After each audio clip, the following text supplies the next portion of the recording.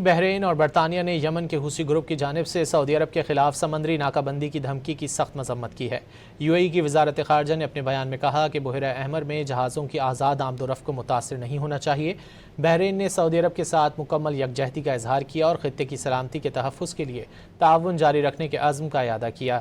برطانوی دفتر خارجہ کے ترجمان نے کہا کہ وہ ان دھمکیوں کے مقابلے میں سعودی عرب اور خطے کے دیگر شراکت دار ممالک کے ساتھ کھڑا ہے۔ بحرین اور برطانیہ نے یمن کے حوثی گروپ کی جانب سے سعودی عرب کے خلاف سمندری ناکہ بندی کی دھمکی کی سخت مذمت کی ہے۔ کی وزارت خارجہ نے اپنے بیان میں کہا کہ بحیرہ احمر میں جہازوں کی آزاد آمد و رفت کو متاثر نہیں ہونا چاہیے۔